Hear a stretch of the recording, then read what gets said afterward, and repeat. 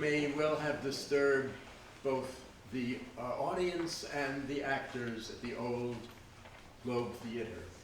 We have no sheep on Concord Avenue, but we do have cell phones. So please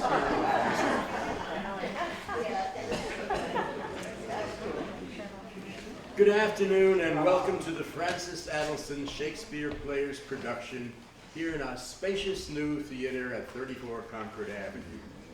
In 2001, when she was 91 years old, Francis Adelson, our beloved founder, who shared a birthday with Mr. Shakespeare, began short scenes and readings at HILR called An Hour with William Shakespeare. Now, with resplendent sets and spacious costumes, we are proud to present Much Ado About Nothing, one of Shakespeare's most beloved comedies. The play could well have been named Beatrice and Benedick. It's no wonder that since the interplay between these two characters brings us to the front of our seats with angst and absurdity that often defines love. What can be more arresting than two lovers who won't quite admit to themselves that they're in love and require a good bit of coaxing, and who better than their friends to stoke the fire? In Much Ado, Shakespeare harkens back to Taming of the Shrew, in which Petruchio tells Kate in no uncertain way, "For I am rough and woo not like a babe." Today we will hear Benedick more slyly offering Beatrice, "Thou and I are too wise to woo peaceably." Since neither can dominate the other, they intimidate one another, unable to express their mutual love that churns within them. And yes, in Much Ado, Shakespeare adds a subplot of two other would-be lovers, Claudio and Hero, who must, with help, survive the villain Don John's scheming, undo a mistaken observation, and to top it all off, witness a reincarnation. And the part of Leonato, Hero's father, will be augmented to include Leonata. And Dogberry, the knight constable whose ego is too vast to be contained in one body, becomes two, Dog and Berry. There will be one intermission. Now come join us in this most delightful play.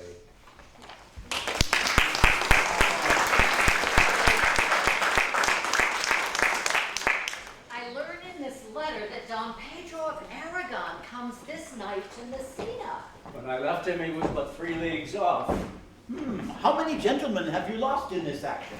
A few of any sort and none of name. Ah, victory is twice itself when the achiever brings home full numbers. I find here that Don Pedro hath bestowed much honor on a young Florentine called Claudio. Much deserved on his part and equally remembered by Don Pedro. He had borne himself well beyond the promise of his age. I pray you, has Senior Montanto returned from the wars or no? I know none of that name, lady. What is he that you ask for, niece? My cousin means Senior Benedick of Padua.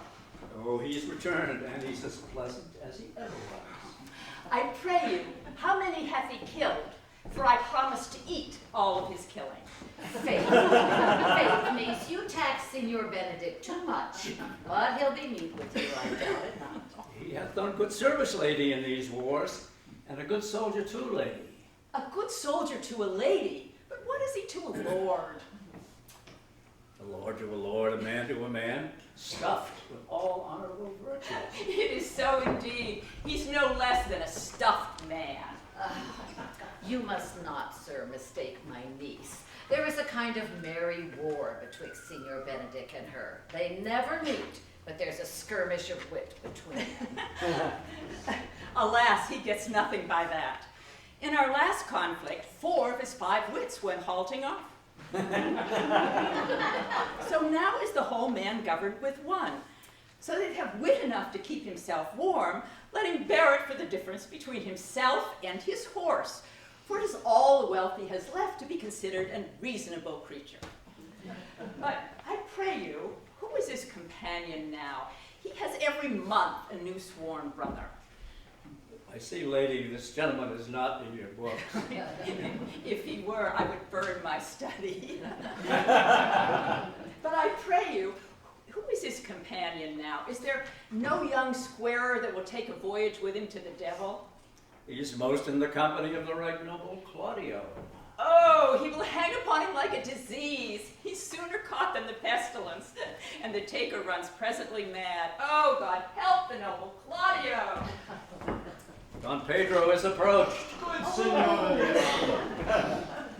you are come to meet your trouble. The fashion of the world is to avoid cost, and you encounter it. Never came trouble to our house in the likeness of your grace. You embrace your charge too willingly. I think this is your daughter. Ah, her mother hath many times told me so. Were you in doubt, sir, that you asked her? Signor Benedict, no. I wonder that you will still be talking, Signor Benedict. Nobody marks you. What, my dear Lady Disdain? Are you yet living? It's possible Disdain should die while it has such meat food to feed it as Signor Benedict. Courtesy itself would turn into disdain if you came in her presence. Then is courtesy a turncoat, but it is certain I am loved of all ladies, only you excepted. And I would I could find in my heart that I had not a hard heart, for truly I love none. A dear happiness to women, otherwise they'd be troubled by a most pernicious suitor. I thank God and my cold blood. I'm of your humor for that, for I'd rather hear my dog bark at a crow than a man swear he loves me.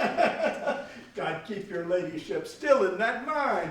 So some gentleman or other shall scape a predestinate scratched face. Scratching could not make it worse, and is such a face as yours is. I would my horse had the speed of your tongue, but keep your way. In God's name, I am done.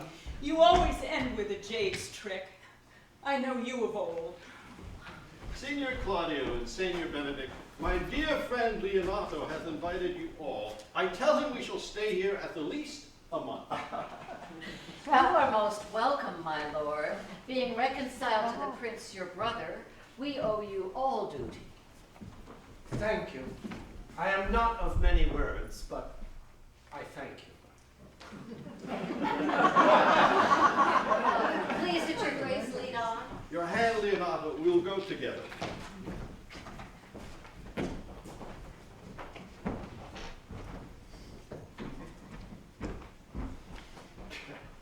Benedict, didst thou note the daughter of Signor Leonato? I noted her not, but I looked on it. Is she not a modest young lady? Do you question me for my simple true judgment, or would you have me speak after my custom as being a professed tyrant to their sex? No, I pray thee, speak in sober judgment. Ah, well,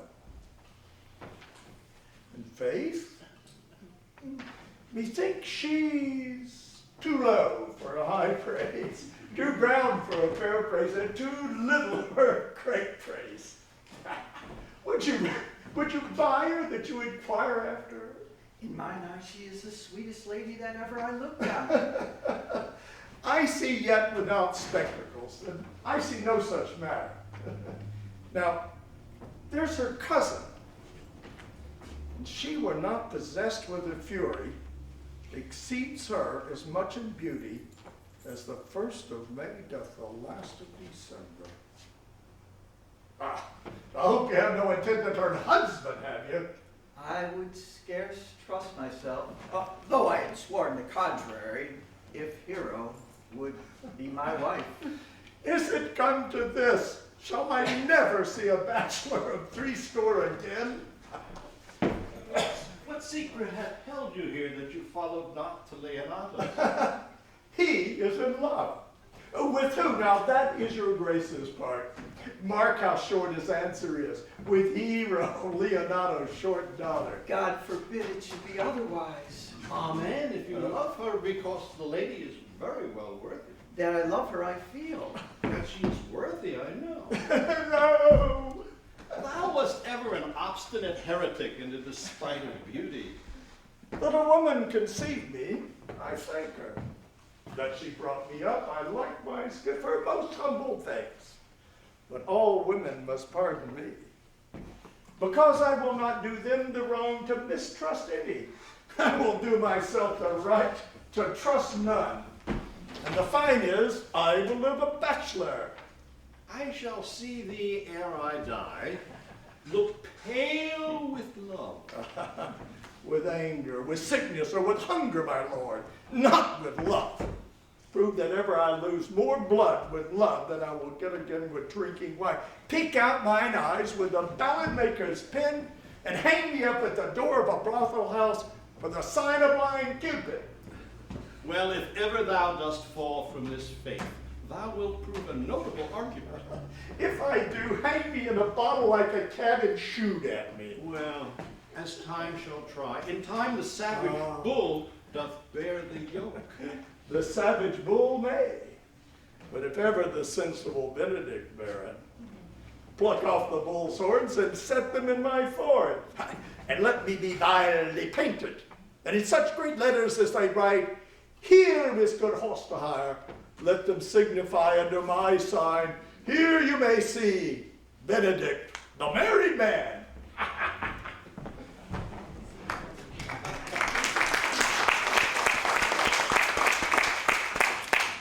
My liege, your highness now may do me good. Hath Leonato any son, my lord? No child but Hero, she's his only heir. Dost thou affect her, Claudio? Oh, my lord, when you went onward on this ended action, I looked upon her with a soldier's eye that liked, but had a rougher task at hand than to drive liking to the name of love. But now I am returned, and that war thoughts have left their places vacant. In their rooms come thronging soft, delicate desires, all prompting me how fair young Hero is, saying, I liked her ere I went to wars. If thou dost love fair Hero, cherish it, and I will break with her and with her father, and thou shalt have her. I know we shall have reveling tonight. I will assume thy part in some disguise, and tell fair Hero I am Claudio, and in her bosom I'll unclasp my heart, and take her here in prisoner with the force and strong encounter of my amorous tale. Then after, to her father will I break, and the conclusion is, she shall be thine.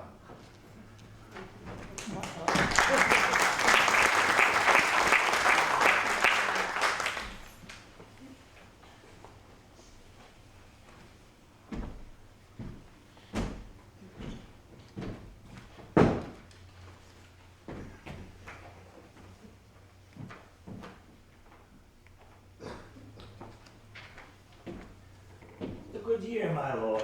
Why are you thus out of measure sad? I cannot hide what I am. I must be sad when I have cause, and smile at no man's jests, laugh when I am merry, and claw no man in his humor. Yea, but you must not make the full show of this, till you may do it without controlment. You have of late stood out against your brother, and he hath ta'en you newly into his grace. I had rather be a canker in a hedge than a rose in his grace. In this, though it cannot be said I am a flattering, honest man, it must not be denied, but I am a plain-dealing villain. I have been trusted with a muzzle, therefore I have decreed not to sing in my cage. But who comes here? What news, Baraccio? The prince, your brother, is royally entertained by Leonato, and I can give you intelligence of an intended marriage.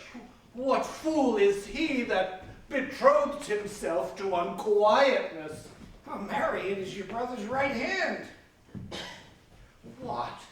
The most exquisite Claudio? A proper squire? And who, and who? Which way looks he? Marry upon Hero. Comes me the prince and Claudio hand in hand in sad conference.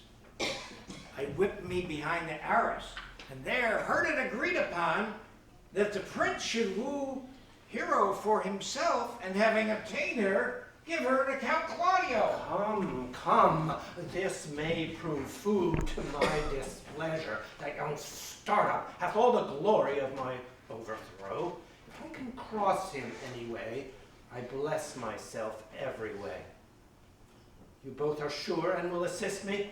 To the death, my lord.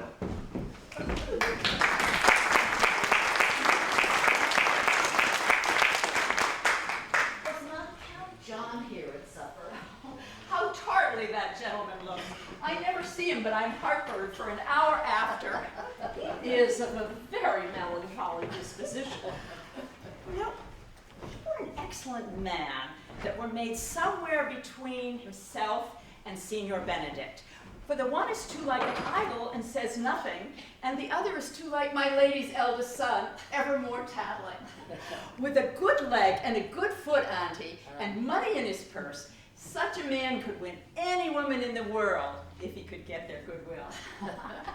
By my troth, niece, thou wilt never get thee a husband if thou be so shrewd of thy tongue. In faith, she's too cursed. And by being too cursed, God will send you no horns. Just that he send me no husband, for the which blessing I'm on my knees every morning and every evening. But Lord, I could not endure a husband with a beard on his face. I would rather lie in the woolen. You may light on a husband that hath no beard. What should I do with him? Dress him in my apparel and make him my lady gentlewoman? Well, niece, I hope one day to see you fitted with a husband. And daughter, remember what I told you. If the prince do solicit you in that kind, you know your answer. The fault will be in the music, cousin, if you be not wooed in good time. The revelers are entering, brother. Make good room.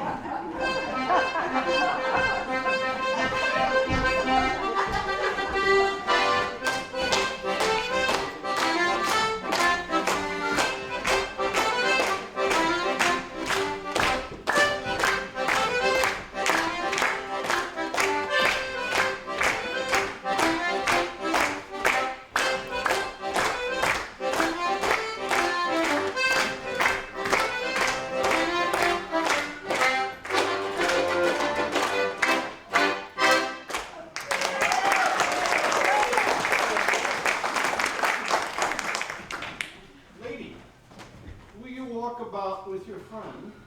Oh, so you walk softly and look sweetly? I'm yours for the walk. Speak low, if you speak low. I know you well enough.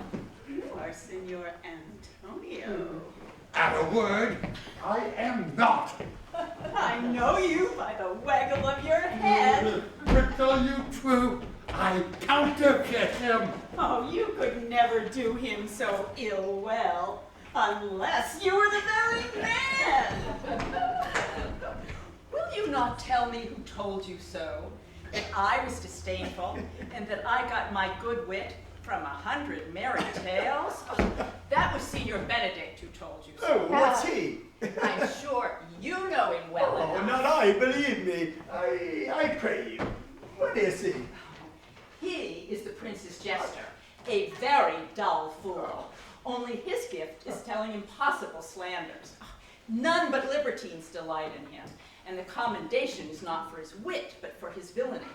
For he both pleases men and angers them, and then they laugh at him and beat him. When I will know the gentleman, I'll tell you what you say. Do. But he'll but break a comparison or two on me, which peradventure, not noted and not laughed at, strikes him into a terrible melancholy. And then there's a partridge wing saved, for the fool will eat no supper that night.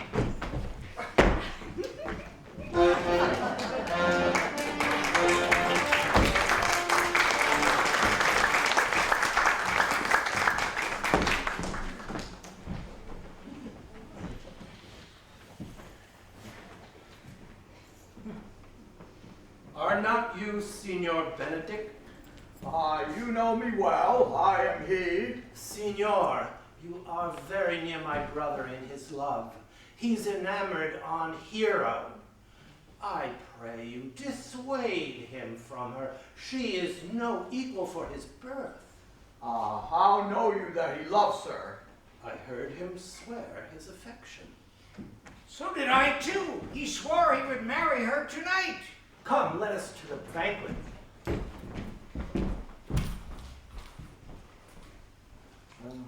Thus answer I in the name of Benedict, but hear these ill news with the ears of Claudio. 'Tis certain so. The prince woos for himself. Friendship is constant in all other things, save in the office and affairs of love. Farewell, therefore, hero.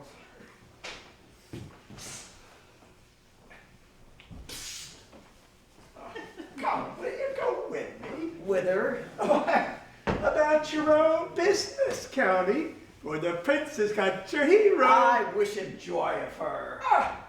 But did you think the prince would have served you thus? I pray you, leave me. Now you strike like the blind man. 'Twas the boy that stole your meat, and you'll beat the post. If it will not be, I'll leave you. Alas, poor hurt fowl. Now will he creep into sedges. But that the Lady Beatrice should know me and not know me. The prince's jester. It is the base, though bitter disposition of Beatrice that puts the world into her person, and so gives me out. Well, I'll be revenged as I may. Now, senor, where's the count? Did you see him? I told him your grace had got the goodwill of this young lady, but he, like unto a schoolboy being overjoyed with finding a bird's nest, shows it his companion, and he steals it. You, as he would have it, have stolen his bird's nest. I will but teach them to sing and restore them to the owner. The Lady Beatrice hath a quarrel to you. The gentleman that danced with her told her she is much wronged by you. She misused me past the endurance of a block. An oak, but with one green leaf on it would have answered her. She told me, not thinking I had been myself, that I was the prince's jester, that I was duller than a great thaw. And huddling just upon just with such impossible conveyance upon me that I stood like a man at a mark with a whole army shooting at me. If her breath were as terrible as her terminations, there were no living with her. She would infect to the north, to the north. Look, here she comes. Will your grace command me any service to the world's end? I will go on the slightest errand now to the Antipodes that you can devise to send me on. I will fetch you a toothpick now from the furthest inch of Asia. Fetch you a hair off the great chum's beard.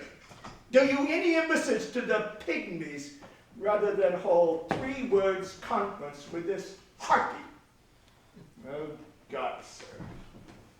Here is a dish I love not. I cannot endure my lady tongue. Come, lady, come. You have lost the heart of Senor Benedict. He lent it me a while, and I gave him good use for it. A double heart for his single one. Marry, once before he won it of me with false dice. So your lord may well say, I have lost it. You have put him down, lady. You have put him down. So I would not he should do me, my lord, lest I prove the mother of fools. But I have brought Claudio, whom you sent me to seek. Why, how now, Count? Wherefore are you sad? Not sad, my lord. How then, sick? Neither, my lord. The count is neither sad nor sick, nor merry nor glad, but civil count, civil as an orange, and somewhat of that jealous complexion. In faith, lady, I'll be sworn, if he be so, his conceit is false. Here, Claudio, I have wooed in thy name, and fair hero is won. I have broke with her father, and his goodwill obtained. Name the day of marriage, and God give thee joy. Count, take of me my daughter, and with her my fortunes. His grace hath made the match. Speak, Count, 'tis your cue. Silence is the perfectest herald of joy. I were but little happy if I could say how much. Speak, cousin, and if you cannot, seal his mouth with a kiss, so he cannot speak neither. Faith, lady, you have a merry heart. And so she doth. Oh, good Lord for alliance. There goes everyone in the world but I, and I am sunburnt. I must sit in the corner and cry, hi ho for a husband. Lady Beatrice, I will get you one. Oh, I'd rather have one of your father's getting. Does your grace have a brother like you? Will you have me, lady? Oh, no, truly not. Unless I could have another for working days. Your grace is too costly to wear every day. Out of question, you were born in a merry hour. Indeed, my mother cried, but then there was a star danced, and under that was I born. Cousins, God give you joy. Niece, will you look to those things I told you of? Oh, I cry you mercy, by your grace's pardon. By my troth, a pleasant-spirited lady. She cannot endure to hear tell of her husband. Oh, no, by no means. She mocks all her wooers out of suit. She were an excellent wife for Benedict. Oh, Lord, my lord, if they were but a week married, they would talk themselves mad. County Claudio, when mean you to go to church? Tomorrow, my lord. Time goes on crutches till love have all his rights. Not till Monday, my dear son, which is hence a just 7 night. I will, in the interim, undertake one of Hercules' labors, which is to bring Senior Benedict and the Lady Beatrice into a mountain of affection, the one with the other. I would fain have it a match, and I doubt not but to fashion it, if you four will but minister such assistance as I shall give you direction. Oh, my lord, I am for you, though it cost me 10 nights' watching. And I, my lord. And you too, gentle hero. I will do any modest office, my lord, to help my cousin to a good husband. And Benedict is not the unhopefulest husband that I know. I will teach you how to humor your cousin, that she shall fall in love with Benedict. And I, with your help, will so practice on Benedict that he shall fall in love with Beatrice. If we can do this, Cupid's glory shall be ours, for we are the only love gods. Go in with me, and I will tell you my drift.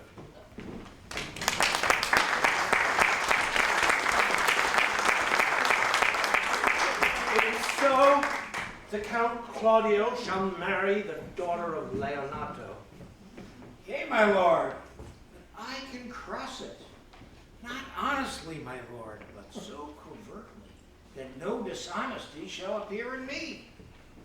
Show me, briefly, how. I think I told your lordship a year since how much I am in the favor of Margaret, the waiting gentlewoman to Hero.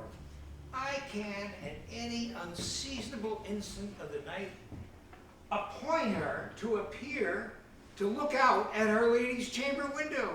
Go then to the prince your brother, spare not to tell him that he hath wronged his honor in marrying the renowned Claudio to a contaminated stale such a one as Hero. What proof shall I make of that? Proof enough to misuse the prince, to vex Claudio, to undo Hero and kill Leonato. Go then, tell tell them that you know that Hero loves me. They will scarcely believe this without trial. Offer them instances, which shall bear no less likelihood than to see me at her chamber window. Hear me call Margaret Hero. Hear Margaret term me by my name.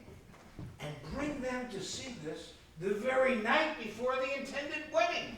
Be thou cunning in the working this, and thy fee is 1,000 ducats. Be you constant in the accusation, and my cunning shall not shame me. I will presently go learn their wedding day.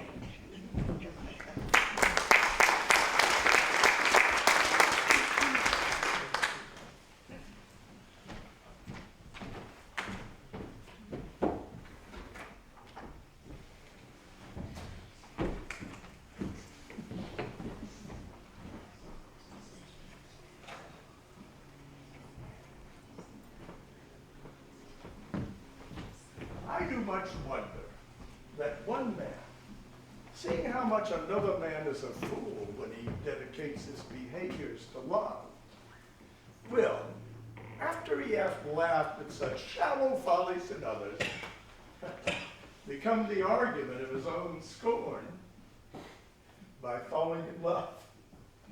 Such a man as Claudio. He was wont to speak plain and to the purpose, like an honest man and soldier.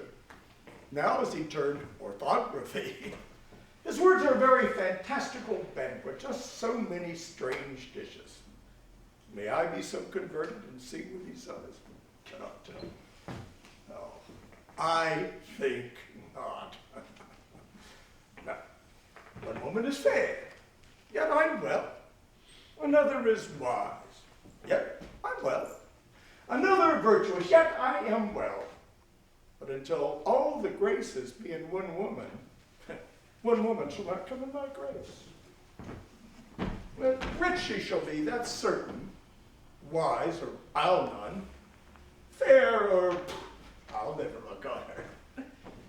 Mild, or not near me. Of good discourse.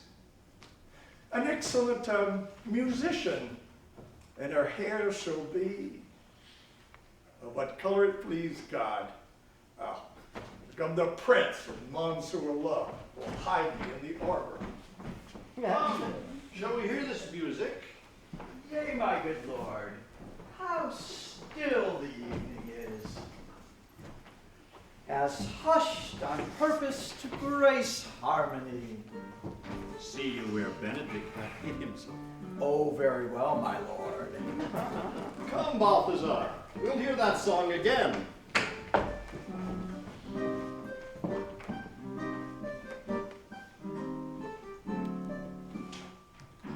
Sigh no more, ladies. Sigh no more, ladies. Sigh no more. Sigh no more. Men were deceivers, men were deceivers, men were deceivers ever.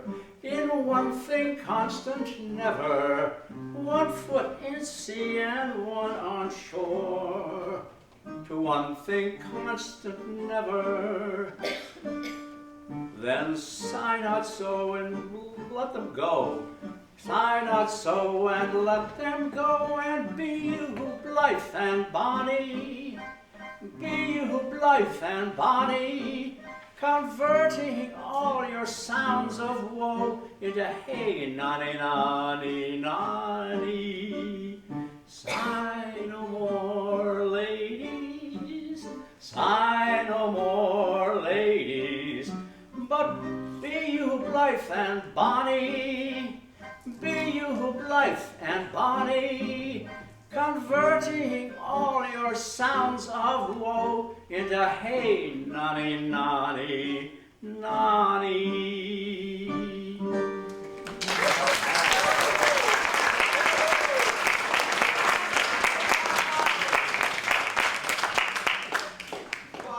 I troth, a good song. And it'd been a dog that should have howled us than I hanged it. Leonardo, come hither. What was it you told me of today? That your niece Beatrice was in love with Signor Benedict? Oh, I did never think that lady would have loved any man. No, nor I neither. But most wonderful that she should so dote on Signor Benedict, whom she has in all outward behavior seemed ever to abhor. Maybe she doth but counterfeit. Oh God, counterfeit. There was never counterfeit of passion came so near the life of passion as she discovers it.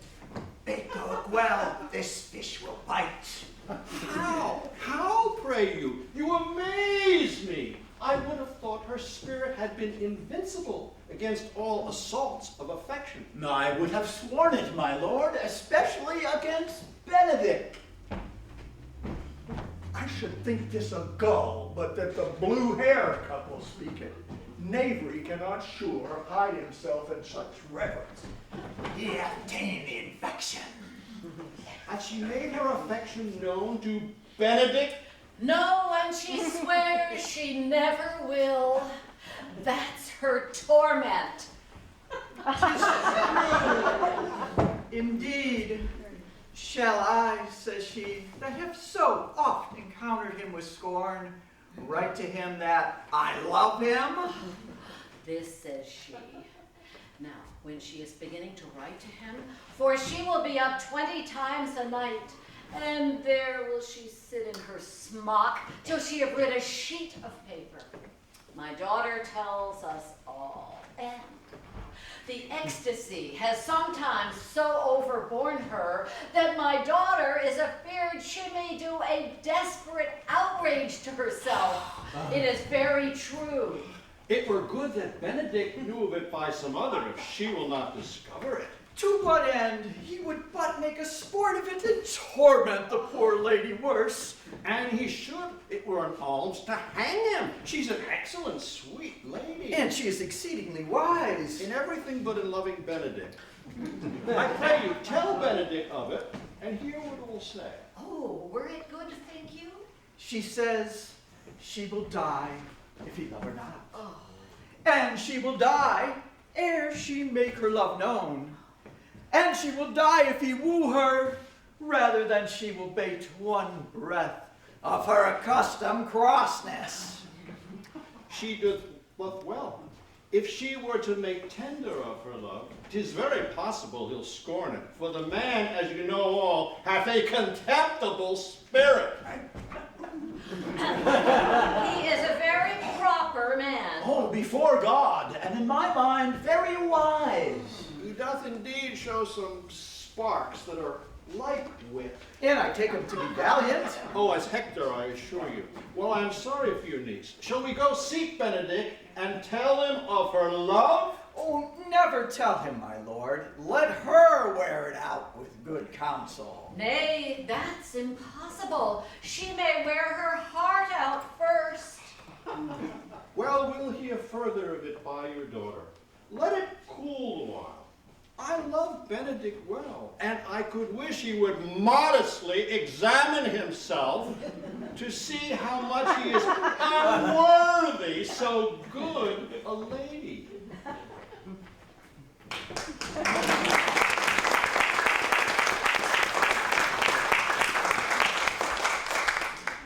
This could be no trick. The conference was sadly born. And the truth of this from hero. Seems her affections on their full bent. Love me. Why, you must be requited. I hear how I'm censured. Say I will bear myself proudly if I perceive the love come from her. They say, too, she will rather die than give any sign of affection. I did never think to marry. Must not seem proud. Happy are they that hear their detractions and can put them to mending. say the lady is fair. 'Tis the truth, I can bear the witness. And virtuous 'tis so, I cannot reprove it. And wise. But for loving me. But I draw that as no addition to her wit, nor no great argument of her folly. For I shall be horribly in love with her. Now, I may chance have some odd quirks and remnants of wit broken on me, because I rail so long against marriage. But doth not the appetite alter? Man loves a meat in his youth he cannot endure in his age. Shall quips and sentences and these paper bullets of the brain awe a man from the career of his humor? No! The world must be peopled. When I said that I would die a bachelor, why, I did not think I should live till I were married. Here comes Beatrice by this day. She's a fair lady. Against my will, I am sent to bid you come in to dinner. Fair Beatrice, I thank you for your pains. I took no more pains for those thanks than you take pains to thank me. If it had been painful, I would not have come. Very well.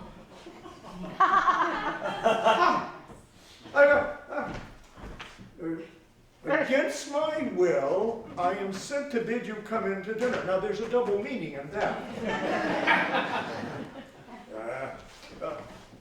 I took no more pains for those things than you took pains to thank me.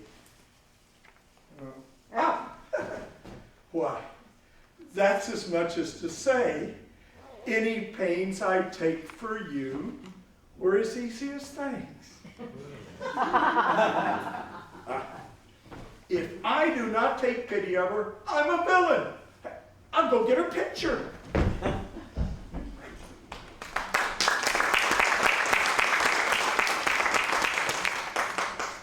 Good Margaret, run to the parlor. There shalt thou find my cousin Beatrice. Whisper her ear and tell her I and Ursula walk in the orchard, and our whole discourse is all of her. Say that thou overheardst us. I'll make her come. I warrant you, presently. Now, Ursula, when Beatrice doth come, our talk must only be of Benedick. My talk to thee must be how Benedick is sick in love with Beatrice. Of this matter is little Cupid's crafty arrow made. Now begin, for look, where Beatrice, like a lapwing, runs close by the ground to hear our conference.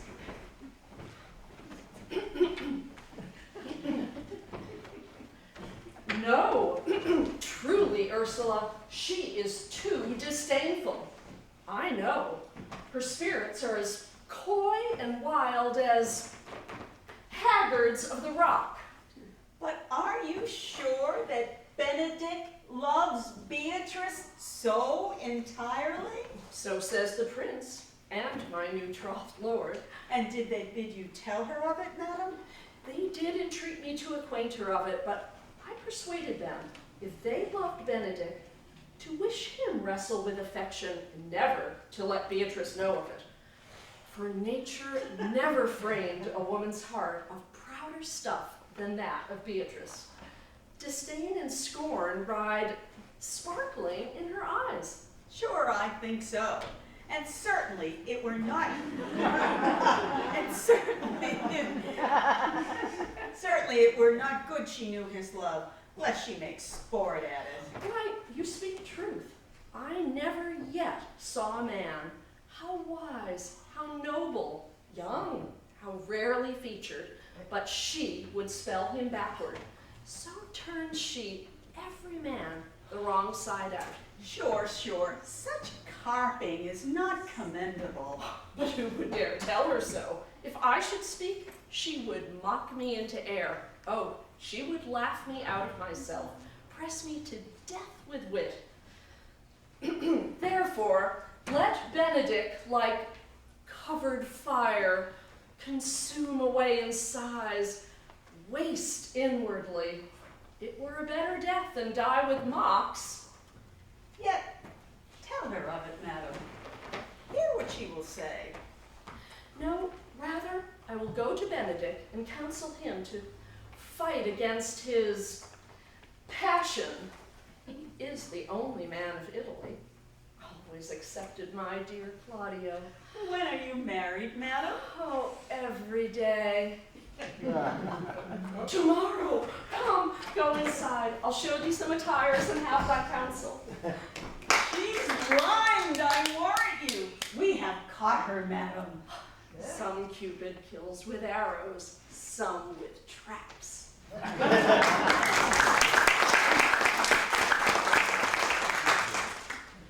What fires in mine ears?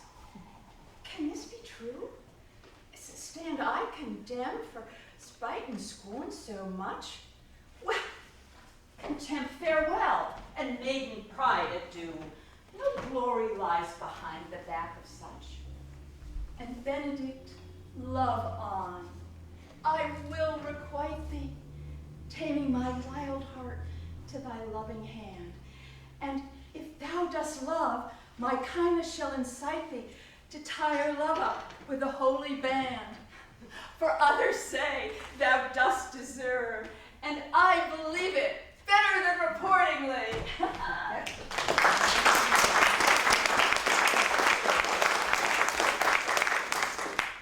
I do but stay till your marriage be consummate, and then go I toward Aragon.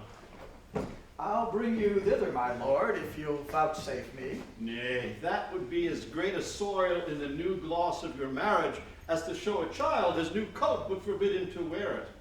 I will only be bold with Benedict for his company, for from the crown of his head to the sole of his foot, he is all mirth.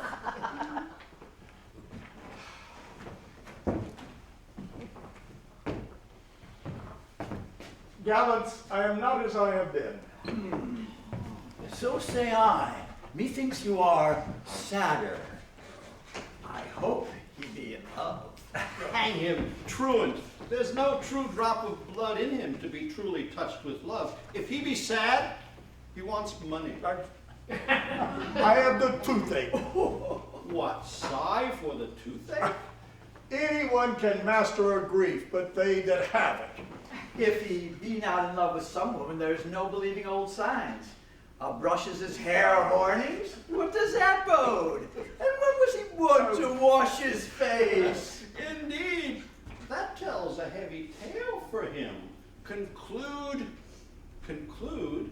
he is in love. Nay, but I know who loves him. That will I know too, I warrant one that knows him not. Yes, and his ill conditions, and in despite of all, dies for him. Oh, Signor, walk aside with me. I have studied 8 or 9 wise words to speak to you, which these hobby horses must not hear. For my life, to break with him about Beatrice. 'Tis even so. Hero and Ursula have by this played their parts with Beatrice, and then the two bears will not bite one another when they meet. My lord and brother, God save you. Good den, brother. If your leisure served, I would speak with you. In private? If it please you, yet Count Claudio may hear, for what I would speak of concerns him. What's the matter? Means your lordship to be married tomorrow? You know he does. I came hither to tell you, the lady is disloyal. Even she, Leonato's hero, your hero, every man's hero. Disloyal? Wonder not till further warrant. Go but with me tonight. You shall see her chamber window entered, even the night before her wedding day. May this be so? I will not think it. If you will follow me, I will show you enough, and when you have seen more and heard more, proceed accordingly. If I see anything tonight, why, I should not marry her. Tomorrow, in the congregation where I should wed, there will I shame her. And as I wooed for thee to obtain her, I will join with thee to disgrace her. O plague right well prevented, so shall you say. when you have seen the sequel.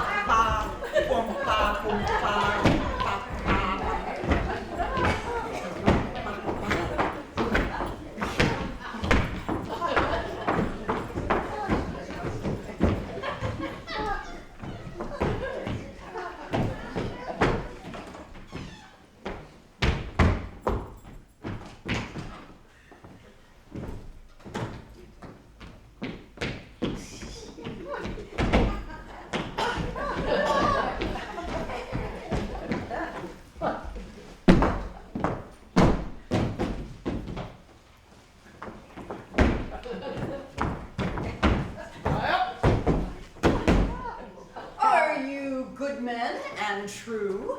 Yea, or else it were pity, but they should suffer salvation, body and soul.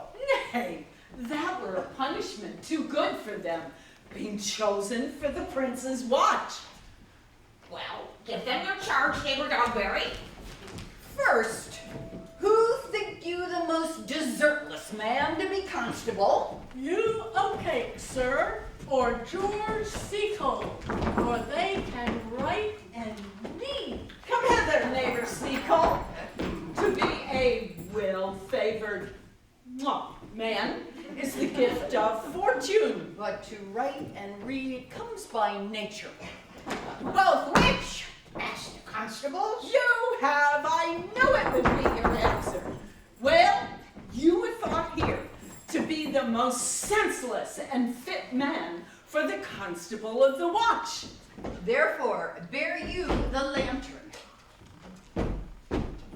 This is your charge. You shall comprehend all vagrom men. You shall bid any man stand in the prince's name. However, will not stand. Why then, let him go until, let him go. And presently call the rest of the watch together. And thank God you are rid of a knave. He will not stand when he is bidden. He is none of the prince's subjects. True. And they are to meddle with none but the prince's subjects.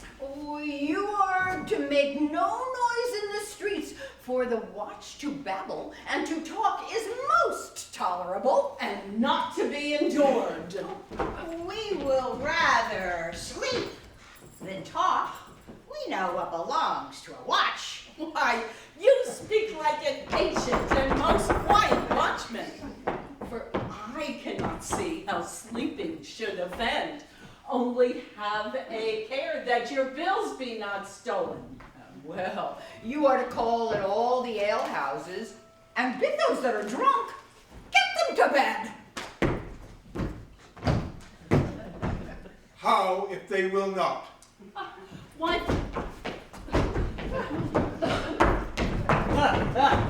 Why then let them alone till they are sober? If they make you not then the better answer. You may say they are not the men you took them for. Well, sir. If you meet a thief, you may suspect him by virtue of your office to be no true man. And for such a kind of men, the less you meddle or make with them, why the more is for your honesty. If you know him to be a thief, shall we not lay hands on him? Truly, by your office you may. But I think they that touch pitch will be defiled. The most peaceable way for you, if you do meet a thief, is to let him show himself what he is and steal out of your company. If you hear a child cry in the night, you must call to the nurse and bid her still it. How if the nurse be asleep and will not hear us? Why, depart in peace and let the child wake her with crying. It's very true. Well, masters, good night. And there be any matter of weight chances, call up me.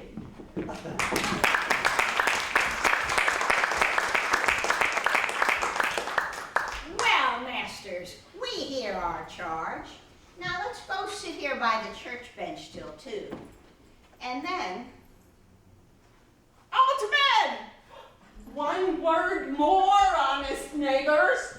Be vigilant. Adieu. Come, neighbor.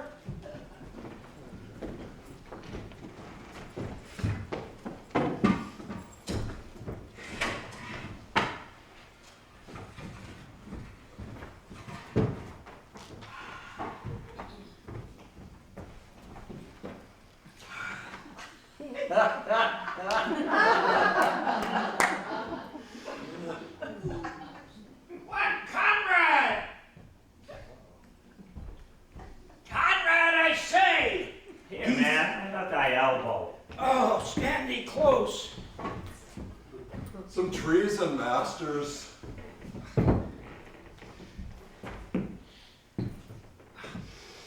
Therefore, know, I have earned of Don John 1,000 ducats.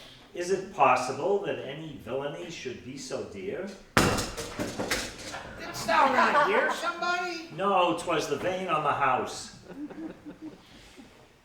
No, I have tonight. Old Margaret, the Lady Hero's gentlewoman. She leads me out her mistress's chamber window, bids me 1,000 times good night. I tell this tale vilely. I should first tell thee how the prince, my master, Claudio and my master, planted and placed and possessed by my master Don John, saw afar off in the orchard this amiable encounter. And thought they Margaret was hero? 2 of them did, the prince and Claudio. Away went Claudio in rage, swore he would meet her as he was appointed next morning at the temple, and there shame her with what he saw o'ernight. Oh, we got you.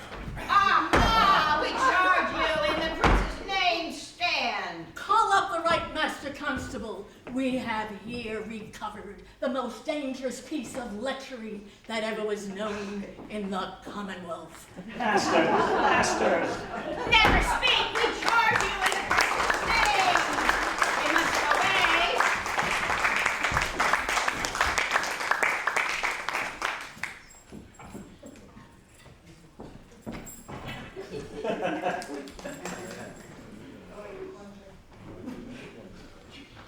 Good Ursula, wake my cousin Beatrice and desire her to rise, I will, madam. and bid her come hither. Your gown's a most rare fashion. In faith, I saw the Duchess of Milan's gown that they praise so. Oh, that exceeds, they say. No, by my troth, 'tis but a nightgown in respect of yours.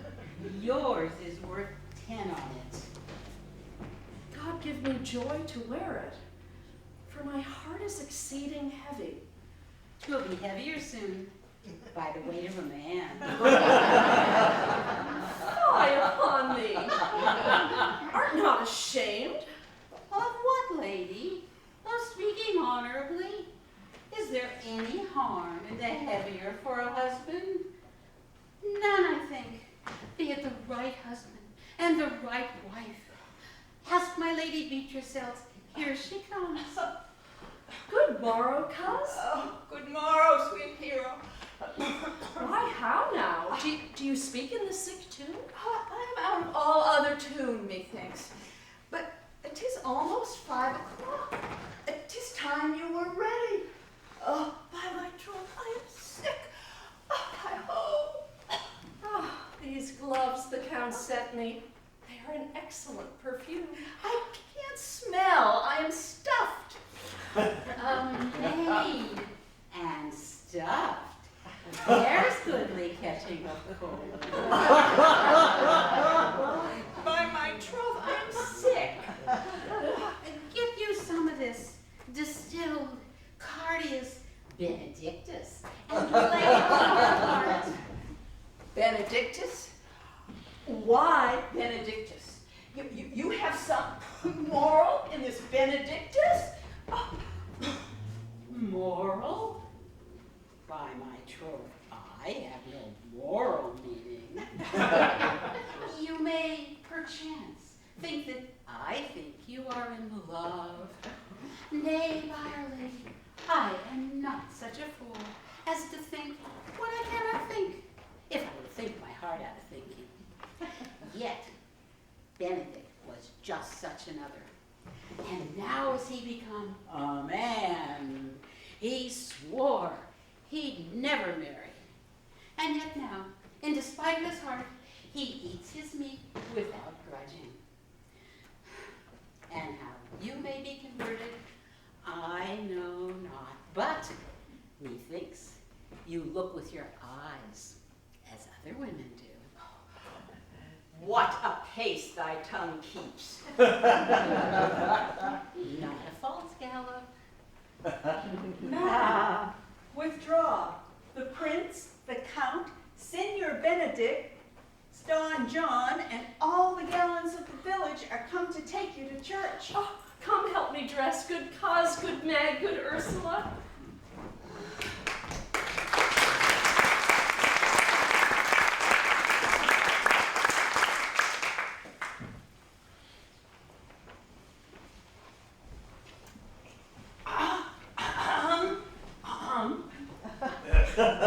What would you with me, honest neighbor? Oh, marry, sir, I would have some confidence with you that discerns you nearly. Well, brief, I pray you, for you see it is a busy time with me. Oh, marry, this it is, sir. Yes, in truth, it is, sir. Well, what is it, my friends? Goodman Verges, sir, speaks a little off the matter. An old man, sir. And his wits are not so blunt as, God help, I would desire they were. But in faith, honest as the skin between his brows. Yes, I thank God I am as honest as any man living. That is an old man and no honester than I. Oh, comparisons are odorous. Palabras, neighbor Verges.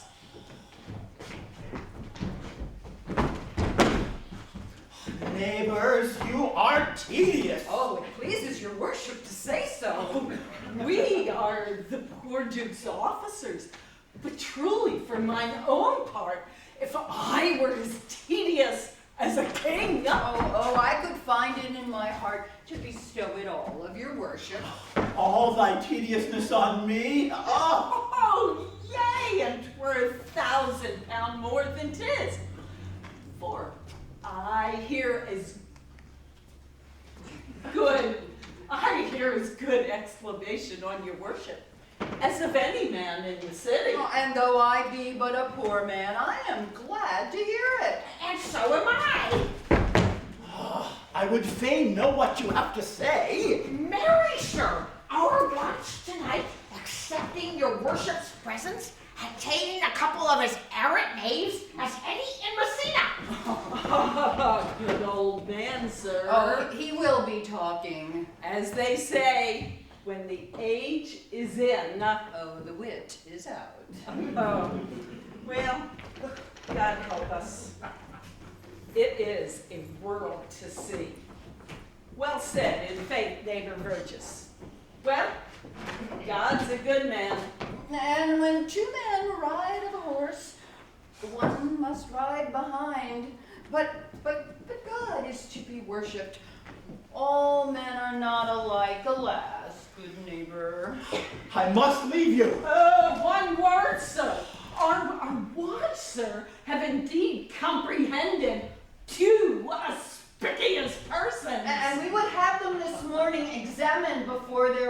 worship. Well, take their examination yourself and bring it me. I am now in great haste, as it may appear unto you. Fare you well. My lord, they stay for you to bring your daughter to her husband. Oh, I'll wait upon them. I am ready. Go, good partner, go. Get you to Francis Sinkhole. Bid him bring his pen and inkhorn to the jail. We are now to examination these men. And we must do it wisely. Oh, we will spare for no wit, I warrant you. Get the learned writer to set down our excommunication. And meet me at the jail.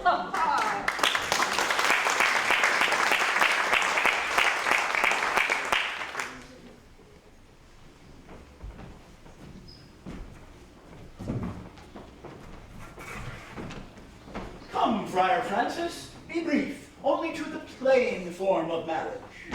You come hither, my lord, to marry this lady? No. To be married to her. Friar, you come to marry her. Lady, you come hither to be married to this count? I do. If either of you know any inward impediment why you may not be conjoined, I charge you on your souls to utter it. Know you any, Count? Oh, I dare make his answer. None. Oh, what men dare do, what men may do, what men daily do, not knowing what they do. Stand by, Friar. Father, by your leave, will you with free and unconstrained soul give me this maid, your daughter? As freely, son, as God did give her me. There, Leonardo, take her back again. Give not this rotten orange to your friend.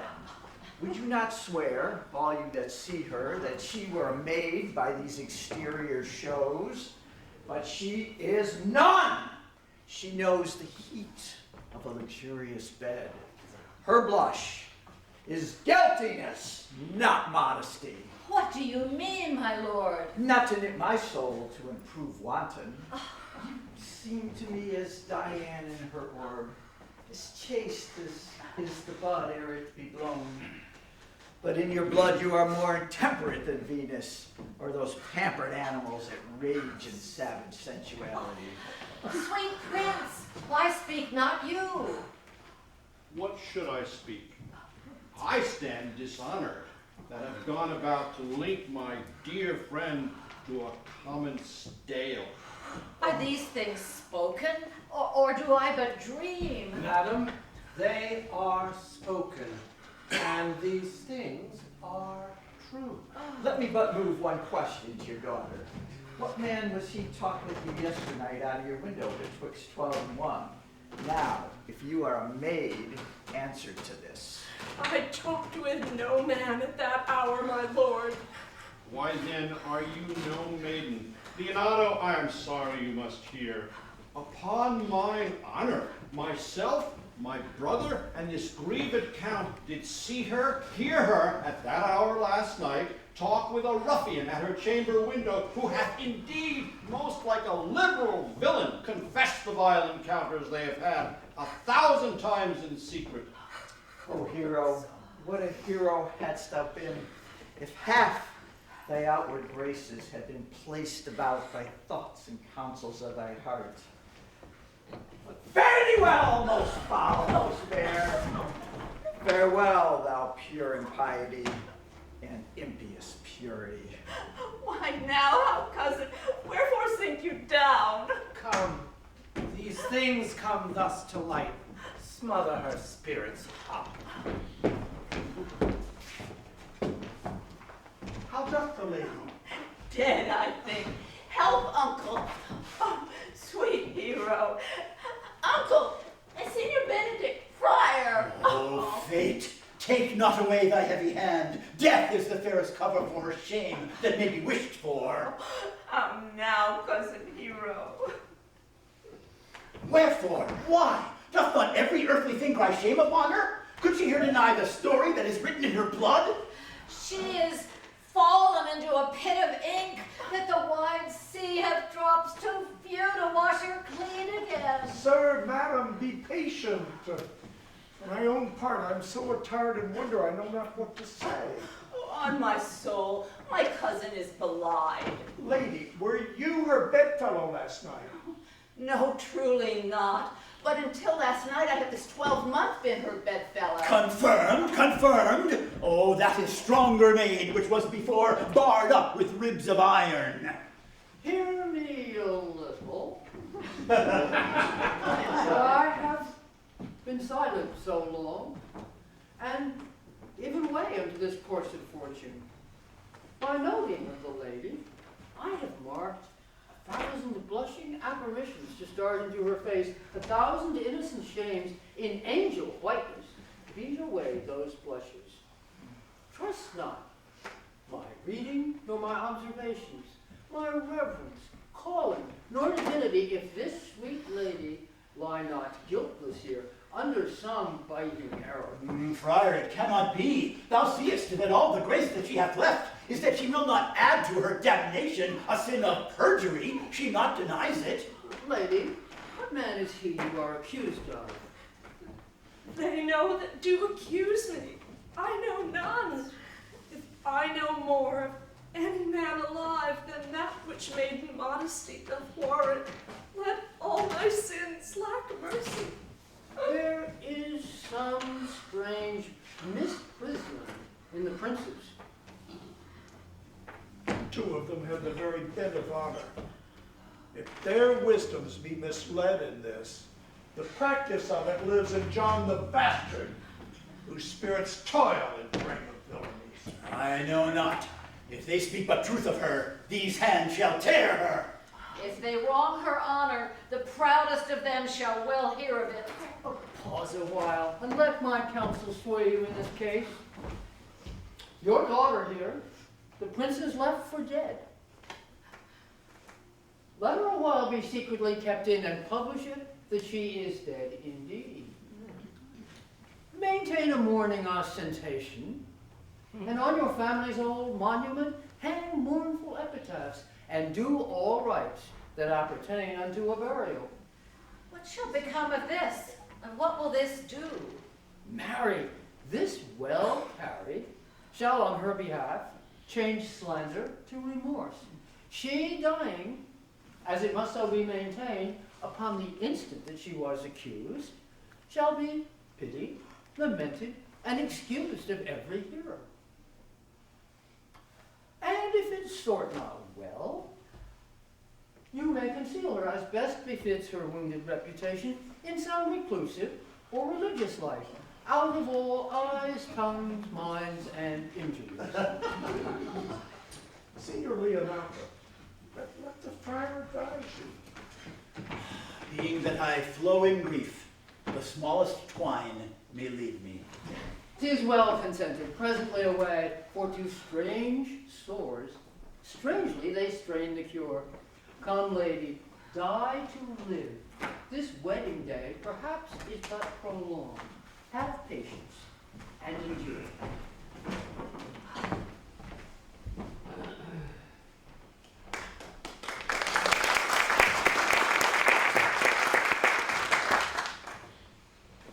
Lady Beatrice, have you wept all this while?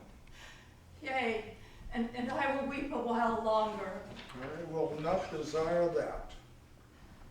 Surely I do believe your fair cousin is wrong. How much might the man deserve of me that would right her? I do love nothing in the world so well as you. Is not that strange? A strange thing I know not, for it was possible for me to say, I love nothing in the world so well as you. But believe me not, yet I lie not. I confess to nothing, yet I'm not lying. Oh, my cousin is belied. Oh. By my sword, Beatrice, thou lovest me. Will you not eat your word? With no sauce that can be devised to it. I protest, I love thee. Well, you've saved me in a happy hour, for I was about to say, I loved you. And do it with all thy heart. I love you with so so much of my heart, there's nothing left to protest. Come, bid me do anything for thee. Kill Claudio.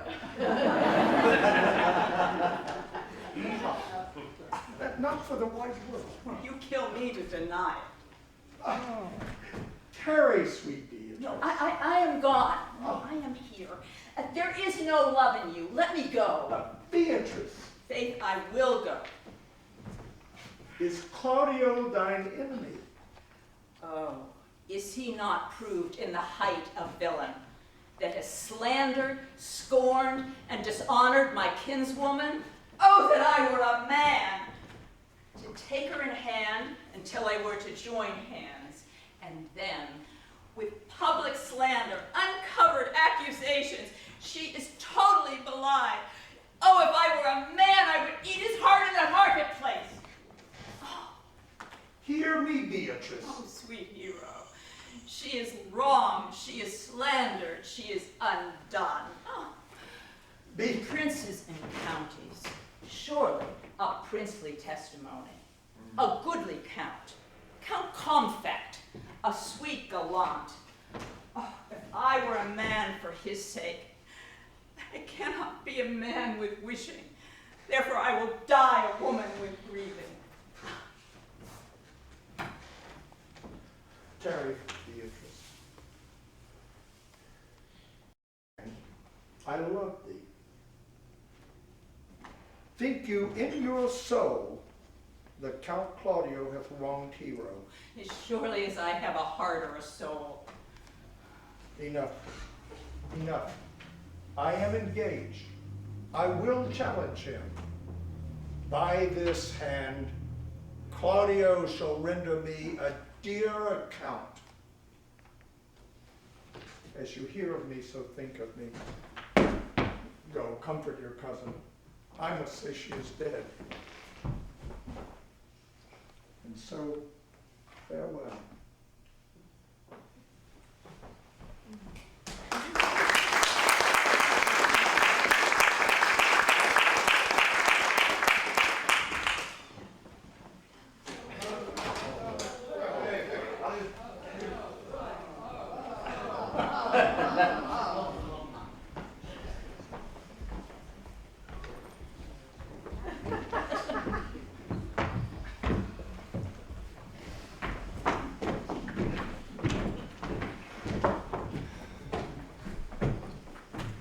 Is our whole dissembly appeared? Oh, a stool and a cushion for the sexton. Which be the malefactors? Oh, Mary, that am I and my partner. But which are the offenders that are to be examined?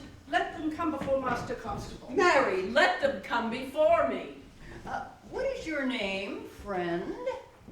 Borachio. Pray write down Borachio. Your Sirrah? I, sir, am a gentleman, and my name is Conrad.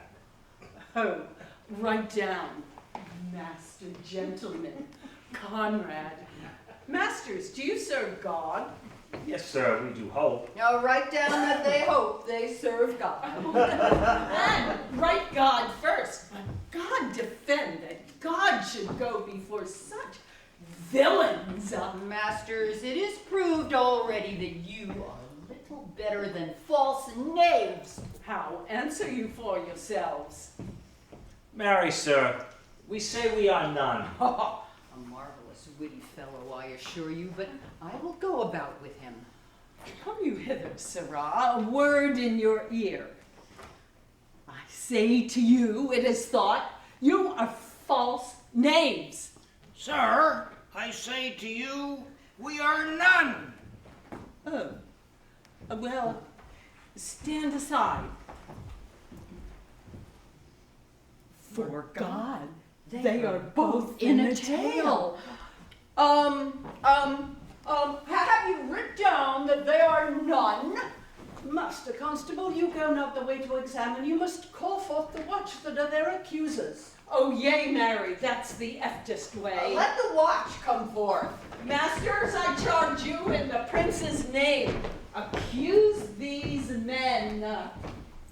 This man said, sir, that Don John, the prince's brother, was a villain. Oh, write down.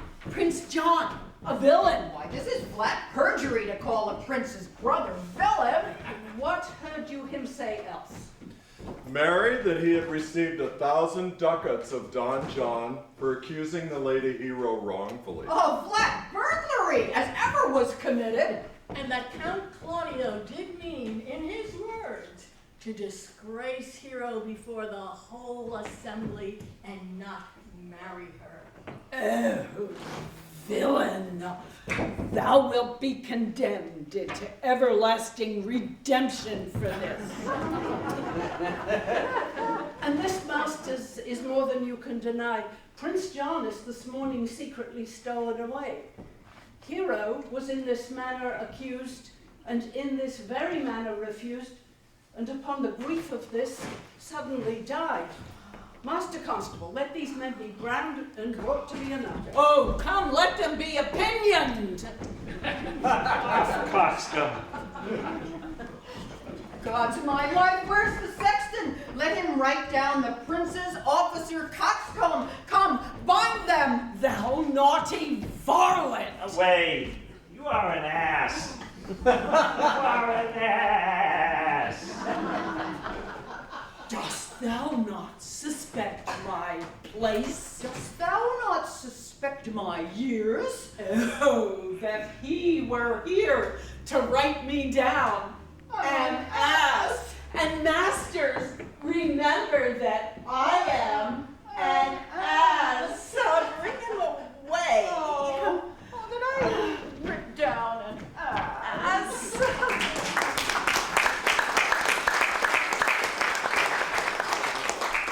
If you go on thus, you will kill yourself. I pray thee, cease thy counsel, which falls into mine ears as profitless as water in a sieve. I pray thee peace, for there was never yet philosopher that could endure the toothache patiently, however they have writ the style of God. Yet cannot all the harm upon yourself make those who do offend you suffer too. Now there thou speakest reason. Nay, I will do so. My soul doth tell me Hero is belied. That shall Claudio know, so shall the prince. There comes the prince and Claudio hastily.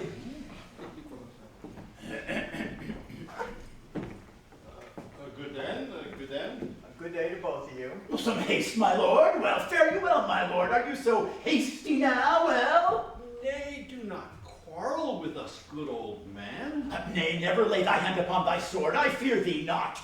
In faith, my hand meant nothing to my sword. No, Claudio, to thy head. Thou hast so wronged mine innocent child and me that I am forced to lay my reverence by and to challenge thee to trial of a man. I say thou hast belied mine innocent child. Thy slander hath gone through and through her heart, and she lies buried with her ancestors.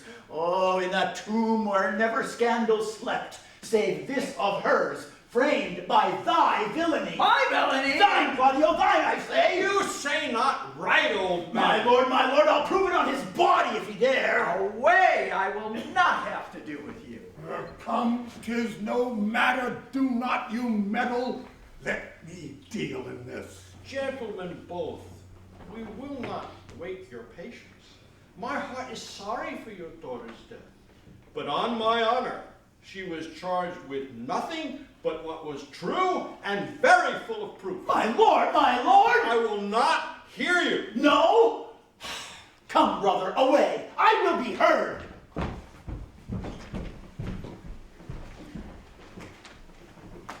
See, here comes the man we went to seek. Now, Signor, what news? Good day, my lord. Welcome.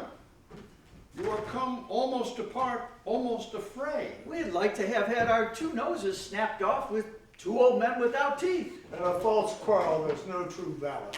I came to seek you both. We have been up and down to seek thee, for we are high-proof melancholy, and would fain have it beaten away. Wilt thou use thy wit? Is in my scabbard. Shall I draw it? By this light, he changes more and more. I think he'd be angry indeed. Shall I speak a word in your ear? Well, God bless me from a challenge. You are a villain. jest not. I will make it good how you dare, with what you dare, and when you dare. Do me right, or I will protest you of cowardice. You've killed a sweet lady, and her death will weigh heavy on you. Let me hear from you.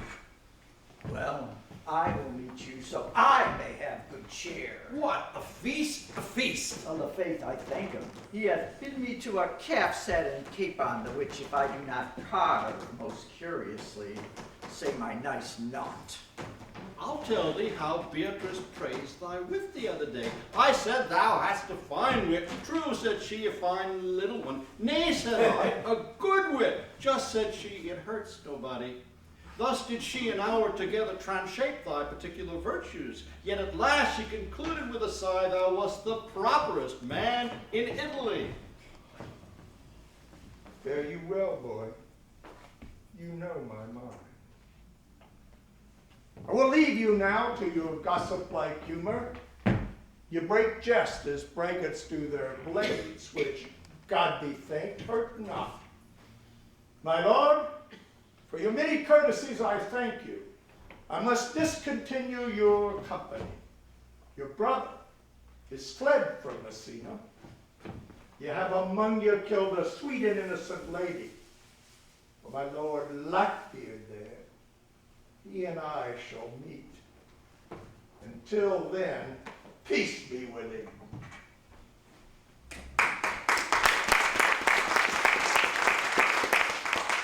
He is in earnest.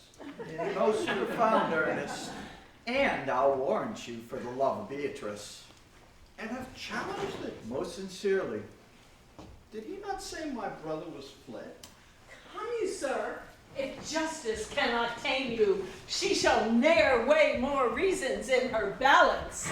How now? Two of my brother's men bound, Horatio and one. Officers, what offense have these men done? Oh, marry, sir, they've committed false report. Moreover, they have spoken untruths. And secondarily, they are slanders. Sixth and lastly, they have belied a lady.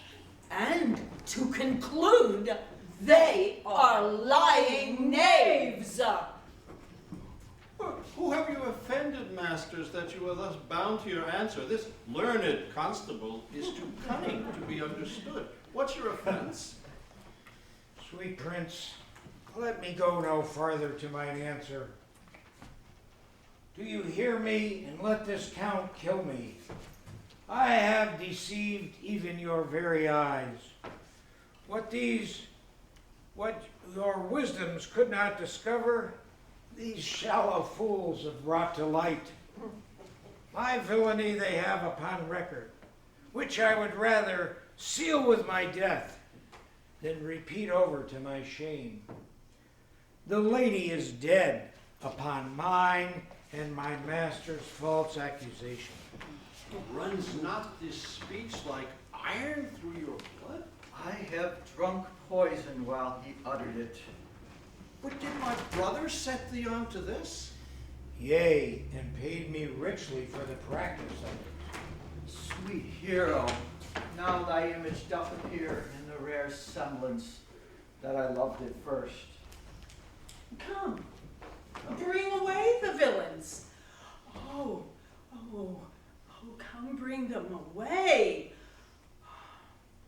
By this time our sexton hath reformed Signor Leonato of the matter, and masters, do not forget to specify When time and place shall serve, that I am an ass.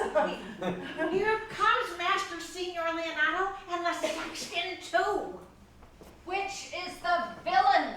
Let me see his eyes. Are you the slave that with thy breath has killed mine innocent child? Yea, even I alone. Oh, no, villain, thou beliest thyself. Here stand a pair of honorable men. A third has fled that had a hand in it. I thank you, princes, for my daughter's death. Record it with your high and worthy deeds. 'Twas bravely done, if you bethink you of it. I know not how to pray your patience, yet I must speak. Choose your revenge yourself.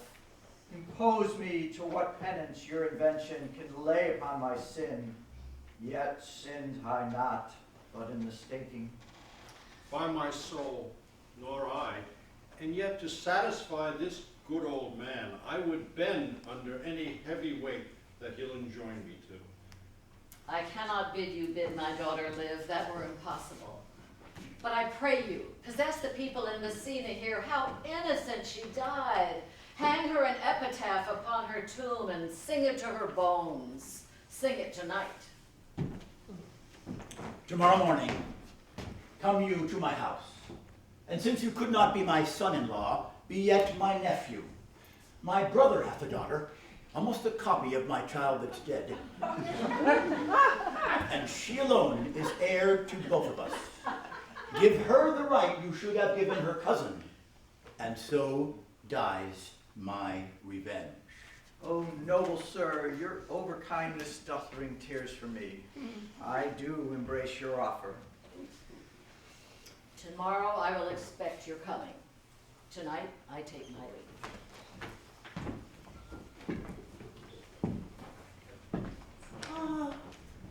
Moreover, sir, which indeed is not under white and black, this plaintiff here, The offender, to call me as, I beseech you, let it be remembered in his punishment. Go, I discharge thee of thy prisoners, and I thank thee. Until tomorrow morning, lords, farewell. Oh, I leave an arrant knave with your worship, which I beseech your worship to correct yourself for the example of others. God keep your worship. Come, neighbor.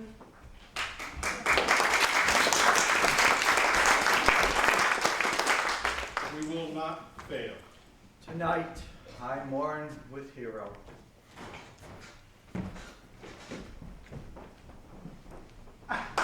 I praise thee, sweet mistress Margaret.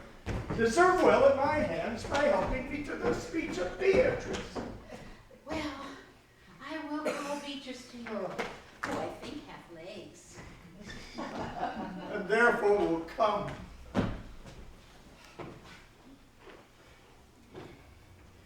The God of love that sits above and knows me and knows me. How pitiful I deserve. I mean in singing, not in loving. Mary, I cannot show it in rhyme. I tried. I cannot find out any rhyme to lady but baby. An innocent rhyme. For scored but hoard. A hard rhyme. For school, fool. Babbling rhyme. Very ominous endings. Nope. I was not born under a rhyming planet, nor I cannot woo in festival terms.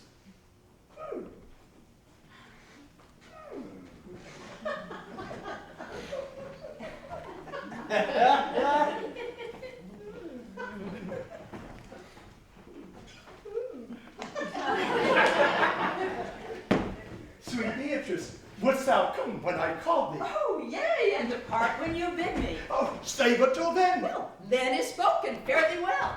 But before I go, let me come with what I came for, which is to find out what's happened between you and Claudio. Only foul words. And thereupon I will kiss thee. No foul words are but foul breath, and foul breath is noisome, and therefore I will depart unkissed. Thou hast frighted the word out of his right sense, so forcible is thy wit. But I must tell thee plainly, Claudio undergoes my challenge, and I must either shortly hear from him, or I will subscribe him a coward. Now, I pray thee, tell me, for which of my bad parts did thou first fall in love with me? For them all together, which make up such a politics sail evil, I would never let any good parts intermingle with them. For which of my good parts did you first suffer love for me? Suffer love. Suffer love. A good epithet. I do suffer love indeed, for I love thee against my will. In spite of thy heart, I think. Alas, poor heart. If you spite it for my sake, I will spite it for yours. I will never love that which my friend hates. Thou and I will never move peaceably. Now tell me, how doth your cousin?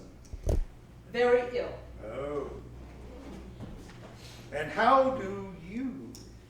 Very ill, too. Ah. Serve God, love me, and mend. Oh, and there will I leave thee too, for here comes the one in haste. Madam, you must join your uncle. Yonder's old coil at home.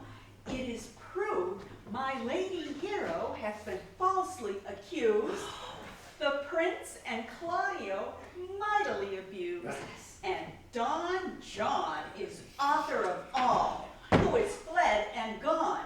They come presently. Come, will you hear this news, senor? I will live in thy heart, die in thy lap, be buried in thine eyes, and moreover, I'll look in thee to thy uncle.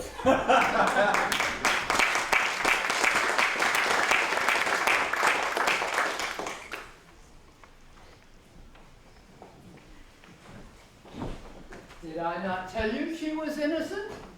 Well, so were the prince and Claudio, who had that error that they believed. I am glad that all things sort so well. And so am I, being else by faith enforced to call young Claudio to a reckoning for it. Daughter and gentlewomen all, withdraw into a chamber by yourselves, and when I send for you, come hither masked. You know your office, brother. You must be father to your brother's daughter, and give her to young Claudio. Which I will do with confirmed countenance. Right. I must entreat your kings, I think. To do what, senor? To bind me or undo me, one of them. Signor Leonardo. Truth it is, good signor, that your niece regards me with an eye of favor. That eye my daughter lent her. 'Tis most true.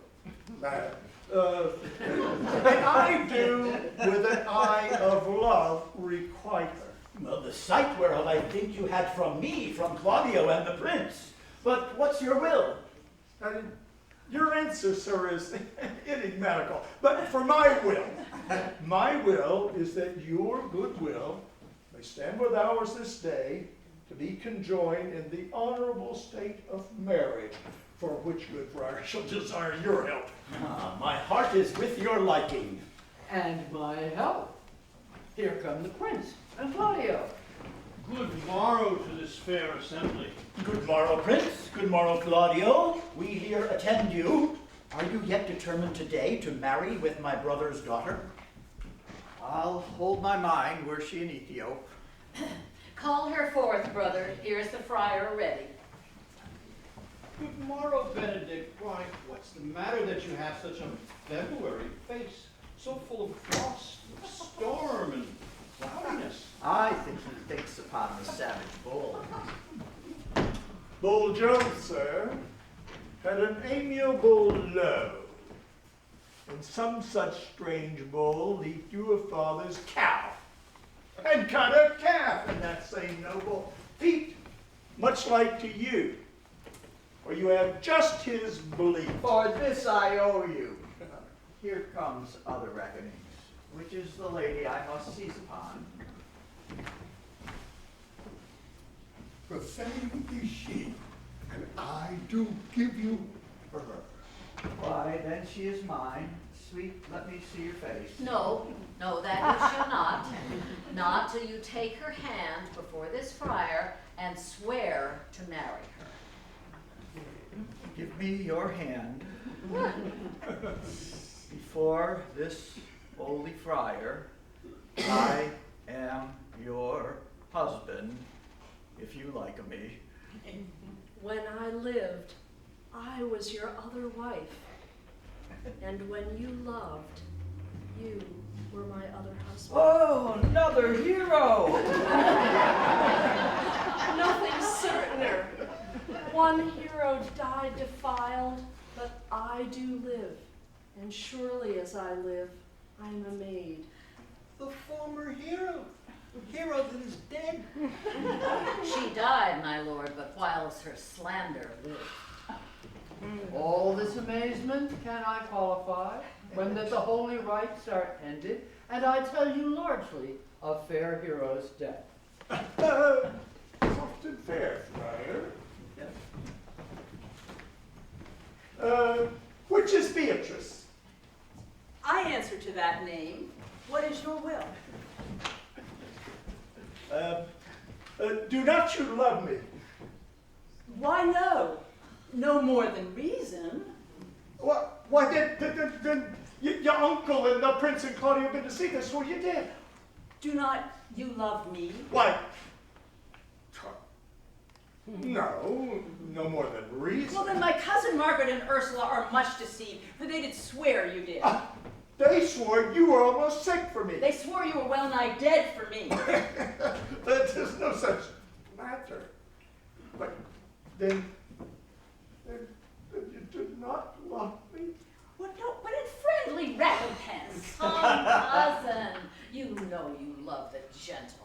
And I'll be sworn upon that he loves her, for here's a paper written in his hand, a halting sonnet of his own pure brain, fashioned to Beatrice. And here's another, written in my cousin's hand, stolen from her pocket, containing her affection unto Benedict.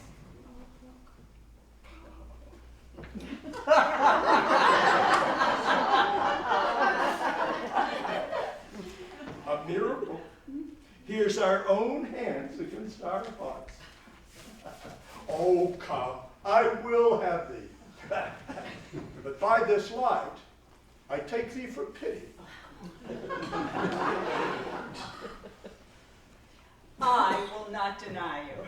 But this good day I yield to great persuasion, and partial life, for I was told you were in a consumption. Peace! I will stop your mouth.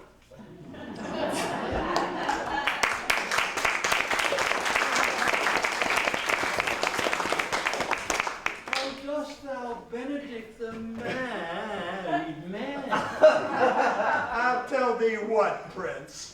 A college of witcrackers could not flop me out of my humor. Dost thou think I care for a satire or an epigram? No. If a man will be beaten with brains, I shall wear nothing handsome about him. In brief, since I do purpose to marry, I shall think nothing to any purpose that the world can say against it. Therefore, never flout at me for what I have said against it.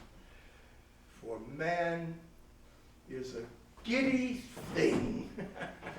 And this is my conclusion.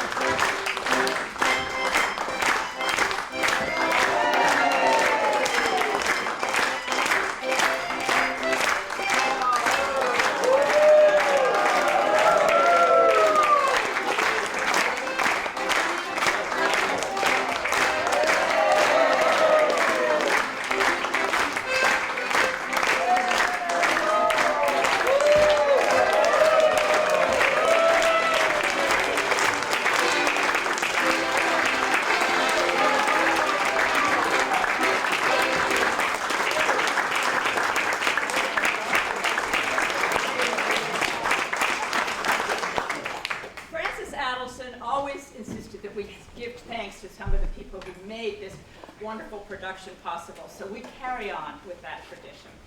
First of all, when Bill and I wanted to do Much Ado About Nothing and we wanted to play in it, we clearly need help with direction.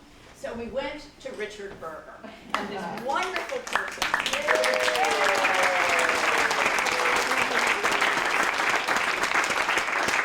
He's really a nice man. And he's not a few words. He's a wonderful actor, marvelous character development, and was a great person to direct with. Thank you. And Paul Pemsler, a prolocutor who gives our prologue and who has been doing this since you did it with Francis Adelson. Yes, and many of you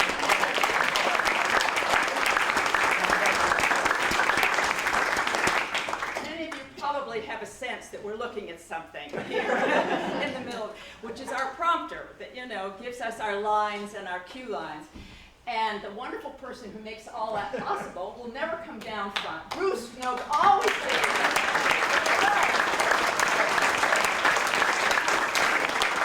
I'm nominating him for sainthood, really. He's wonderful.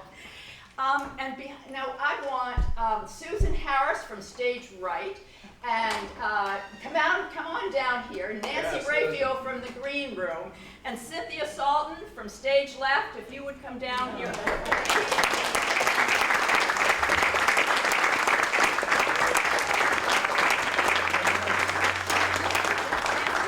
These are the people who watched the play, sent us out, made sure that we had our props and our costumes and everything else. We could never have done this without them, and they were absolutely, positively marvelous. Ann Warner. Yay. Yay.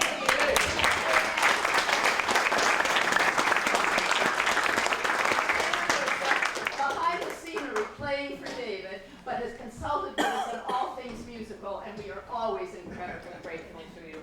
And our other wonderful musician, Kent Hewitt.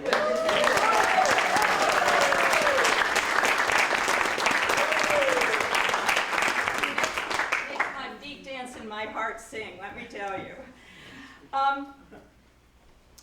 Bill Boone watched Much Ado About Nothing and saw Emma Thompson play Beatrice in a dress that he really loved. Well, he didn't get Emma Thompson, but he did get the dress. And Jennifer Huntington, right here.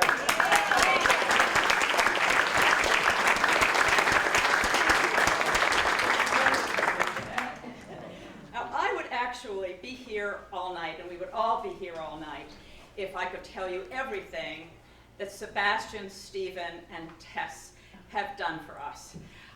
Day after day, anything we needed, any help we could possibly have, we could not be more grateful. And I think, Stephen, you're the one representing the three of them tonight. And so would you stand?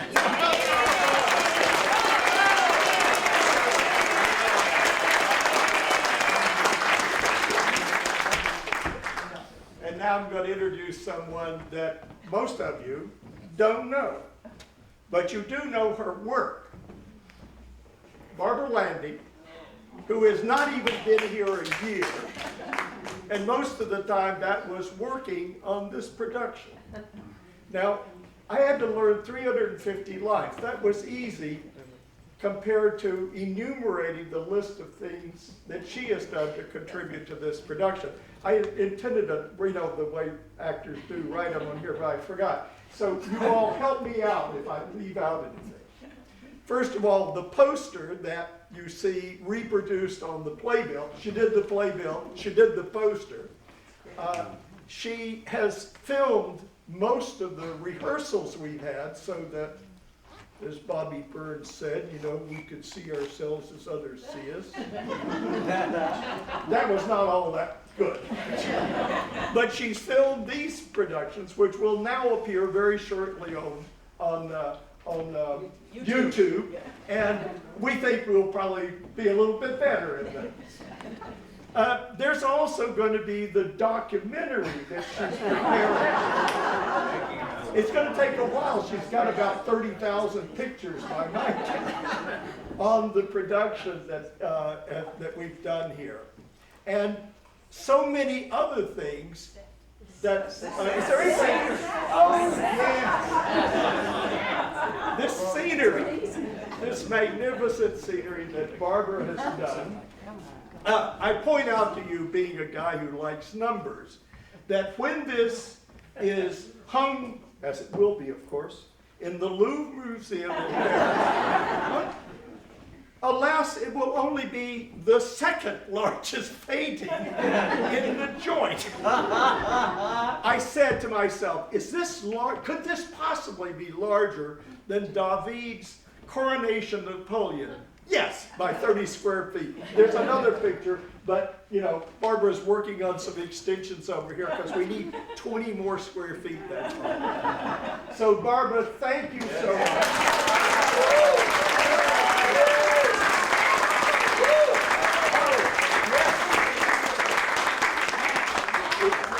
And the mask, all of those were done, I think, in 3 days. Thank you.